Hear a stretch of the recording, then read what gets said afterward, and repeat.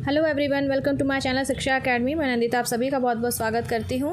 और आज हम डिस्कस करने वाले हैं DDU BEd सेमेस्टर 2 में जो आपका इलेक्टिव सब्जेक्ट है 109A fundamentals of inclusive education, समावेशी शिक्षा के मूल सिद्धांत। इसमें हम पार्ट 6 डिस्कस करने वाले हैं और आइडियली मतलब इस सब्जेक्ट में मैं पूरे 6 तक ही वीडियो बना पाऊँगी, ज़्यादा कंटेंट नहीं बना पा रही हूँ। तब तक बाकी आप अपना सेल्फ स्टडी करते रहिए। इन वीडियोज़ को जो 6 वीडियोज़ है जिसमें 60 क्वेश्चन हैं, दे आर रियली इंपॉर्टेंट। इनको ज़रूर देखिए, एज अ रिवीजन लीजिए और ज़्यादा से ज़्यादा लोगों तक शेयर ज़रूर करिए, ठीक है। तो चलिए हम शुरू करते हैं वीडियो को।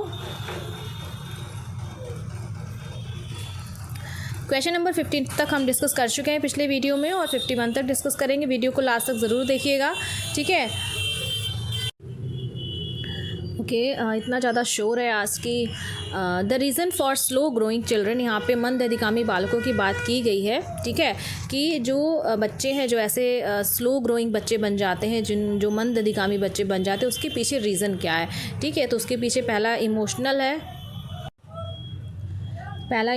संवेगात्मक, तो ये ऑप्शन सही है। उसके बाद इकोनॉमिक कंडीशन है, आर्थिक स्थिति, ये भी ऑप्शन सही है। इंडिविजुअल है, ये भी ऑप्शन सही है। इसमें जो आपका ऑप्शन नंबर डी है वो आपका सही है। अगले क्वेश्चन की तरफ आगे बढ़ते हैं। अगला क्वेश्चन है the provision of universal education was included under which branch of constitution, ठीक है। तो इसका ऑप्शन आपका जो ऑप्शन नंबर ए है वो सही है। सेक्शन 45 में बात की गई है, सार्वभौमिक शिक्षा की बात सेक्शन 45 में बात की गई है, ठीक है। अगले क्वेश्चन की तरफ आगे बढ़ते हैं। अगला क्वेश्चन है कि how many stages of universalization are there in education, ठीक है। तो इसका शिक्षा में सार्वभौमिकीकरण की कितनी अवस्थाएं हैं, तो यहाँ पे उसमें आपकी 3 अवस्थाएं हैं। यहाँ पे लिखा हुआ है, first one provisions for universalization, second one universalization of enrolment, तीसरा है यूनिवर्सलाइजेशन ऑफ रिटेंशन, ठीक है। तो वैसे तो ये नहीं पूछेगा कि कौन कौन सी हैं, ठीक है। मैंने एडिशनली नोट किया है, पूछ भी सकता है, बट यहाँ पे आपका ऑप्शन नंबर 3 आपका सही है, ठीक है। अगले क्वेश्चन की तरफ आगे बढ़ते हैं। अगला क्वेश्चन है समग्र शिक्षा अभियान 2.0 कब अप्रूव किया गया, ठीक है। अब इसको शायद मैंने पिछले वीडियो में कवर किया है, आप बताइए इसको। इसका ऑप्शन है जो ऑप्शन नंबर ए है वो सही है। 4 अगस्त 2021 को समग्र शिक्षा अभियान 2.0 अप्रूव किया गया। अगले क्वेश्चन की तरफ आगे बढ़ते हैं। Health guidance is related to, ठीक है। हेल्थ गाइडेंस किससे रिलेटेड है, जाहिर सी बात है स्वास्थ्य निर्देशन की बात की गई है, स्वास्थ्य से ही रिलेटेड है।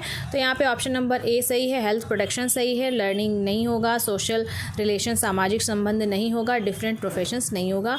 यहाँ पे आपका हेल्थ प्रोटेक्शन सही है, ठीक है।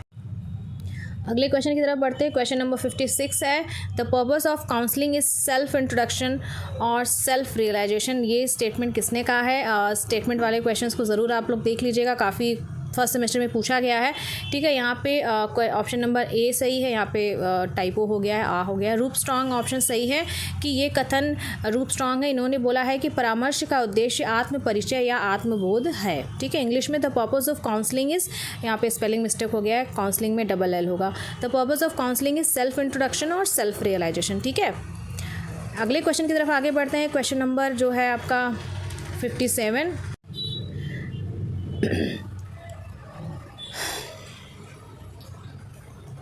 क्वेश्चन नंबर 57 है हेल्प द क्लाइंट और स्टूडेंट्स, ठीक है, in choosing the profession according to his abilities and aptitude, ठीक है। उपबोध्य मतलब जो क्लाइंट है या स्टूडेंट है उसको हिंदी में आप उपबोध्य बोला गया है। उपबोध्य को उनकी योग्यताओं अभिरुचियों के अनुसार व्यवसाय के चयन में मदद करता है। इसका ऑप्शन नंबर जो बी है वो आपका सही है, ठीक है।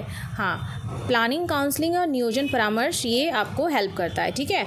अगले क्वेश्चन की तरफ आगे बढ़ते हैं। क्वेश्चन नंबर 58 है जो क्वेश्चन नंबर 58 है, ठीक है। Characteristic of a good counsellor की बात की गई है। एक अच्छे परामर्शदाता की विशेषता क्या है, तो यहाँ पे all of the above option आपका सही होगा कि contemporary knowledge is of high order, उनको समसामयिक ज्ञान उच्च कोटि का होना चाहिए। Knowledge of one's own responsibility, स्वयं के उत्तरदायित्व का भी ज्ञान होना चाहिए। And simultaneously high level of intellectual ability is also needed, right. बौद्धिक क्षमता उच्च कोटि की भी होनी चाहिए। तो अगले क्वेश्चन की तरफ आगे बढ़ते हैं। अगला क्वेश्चन ये है कि IQ ऑफ गिफ्टेड चिल्ड्रन की यहाँ पे बात की गई है, ठीक है। गिफ्टेड चिल्ड्रन प्रतिभाशाली बालकों के, देखिए मैंने टेलीग्राम पे भी पोस्ट किया हुआ है, वो एक मॉडरेटर हैं आशीष जी ने, उन्होंने एस के मंगल की बुक ली। एस के मंगल जी की बुक जो इसेंशियल ऑफ साइकोलॉजी है बहुत ही अच्छी बुक है। उसमें बहुत ही अच्छे से सब कुछ दिया है कि प्रतिभाशाली बालक की IQ कितनी होनी चाहिए, स्लो लर्नर की कितनी होनी चाहिए, ठीक है। तो आप टेलीग्राम पे पोस्ट किया गया है, पिन पोस्ट में है, आप वहाँ से उसको देख लीजिए, ठीक है। ओके तो यहाँ पे IQ ऑफ गिफ्टेड चिल्ड्रन है, IQ प्रतिभाशाली बालकों की बुद्धि लब्धि है। यहाँ पे ऑप्शन नंबर जो आपका C है वो सही है, ठीक है। अगर सामान्य IQ आपका पूछता है तो आप 90 से 110 लगाएंगे, ठीक है। ओके नेक्स्ट क्वेश्चन की तरफ आगे बढ़ते हैं। क्वेश्चन नंबर 60 की बात करते हैं। Talented children can be identified by, ठीक है। तो यहाँ पे all of the above option सही है। और प्रतिभाशाली बालकों की पहचान किससे की जाती है, उसमें आपका इंटेलिजेंट टेस्ट भी है, बहुत सारे टेस्ट हैं उसमें, विद ब्रॉड वोकेबलरी इससे भी की जा सकती है, फ्रॉम अचीवमेंट टेस्ट की जा सकती है, ठीक है। तो यहाँ पे बहुत सारे जो टेस्ट हैं, इनफैक्ट प्रोजेक्टिव टेस्ट है, नॉन प्रोजेक्टिव टेक्निक्स हैं, ये सब जो इंटेलिजेंस के मेज़र करने वाले ये सब बहुत ही ज़्यादा इंपॉर्टेंट है। रोशे ब्लॉक टेस्ट है, ठीक है। तो ये सारे टेस्ट बहुत इंपॉर्टेंट है। रेटिंग स्केल क्या होता है, ये सब आप बहुत इंपॉर्टेंट है, आप लोग ज़रूर पढ़ लीजिएगा, ठीक है।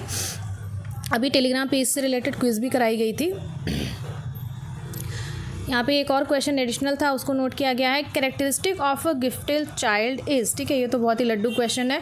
प्रतिभाशाली बालक का लक्षण क्या है भाई, उसे झगड़ालू नहीं होना चाहिए। प्रतिभाशाली वो झगड़ालू क्यों होगा, ठीक है। क्यूरियस होगा, बिल्कुल होगा। क्रिएटिव होगा, बिल्कुल होगा। नॉवेल्टी इन एक्सप्रेशन ये भी होगा, ठीक है।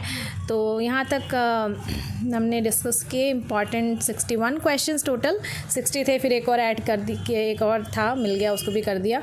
तो आई होप वीडियो अच्छा लगा हो। पूरे 60 क्वेश्चंस का आपको देखना है और सबसे इंपॉर्टेंट है कि क्रक्स जानना है कि भी सब्जेक्ट क्या है, फंडामेंटल ऑफ इंक्लूसिव एजुकेशन क्या है, बेसिक चीज़ें हैं। क्योंकि आपको मतलब कभी आप वाइवा भी ले रहे हैं तो कभी टीचर जो भी आया वाइवा लेने वो पूछ सकता है कुछ भी। माइक्रो टेंशन से रिलेटेड तो वाइवा में अक्सर क्वेश्चन पूछा ही जाता है, किसी भी टॉपिक से पूछा जाता है। तो these are general topics, as a teacher you should aware about I mean what is the topic and what is the relevancy of reading or studying this topic in future, and simultaneously you should be aware about the basic information about each and every subject, right? So just know आपका aim तो सिर्फ ये नहीं है ना just to pass the semester to examination और just to take a degree of B.Ed। आपका M बहुत लंबा है, लॉन्ग टर्म प्लानिंग के साथ पढ़िए, that is really most important. And take my videos as a revision, मेरे वीडियो को रिवीजन की तरह लेना है। ऐसा नहीं करना है कि फर्स्ट सेमेस्टर में वीडियो मैम ने बनाया उससे तो 20 15 12 क्वेश्चन फंस गए तो इस बार भी फंसेंगे, इसकी कोई गारंटी नहीं है। मैं हमेशा आप लोग को बोलती हूँ, टेलीग्राम पर भी बोलती हूँ, सेल्फ स्टडी इज़ इम्पॉर्टेंट। अपनी अच्छी बुक्स खरीदिए, बुक्स के लिए मैं डिस्काउंट भी दिलाती हूँ, तो इसलिए बिल्कुल आपको बस पढ़ना है आपको। मैं हाँ इसलिए that's why I have name the group as B.Ed guidance group, ठीक है। क्योंकि यहाँ पे बच्चे एक दूसरे का हेल्प करते हैं। अगर आपने नहीं ज्वाइन किया है तो प्लीज़ वहाँ ज्वाइन ज़रूर करिए। और बहुत ज़्यादा वीडियो लंबा हो जाएगा, ज़्यादा लेक्चर हो जाएगा, तो आप लोग अच्छे से पढ़ाई करिए। आप लोग के B.Ed सेकेंड सेमेस्टर एग्ज़ाम के लिए बहुत बहुत ऑल द बेस्ट। और thank you for watching as usual।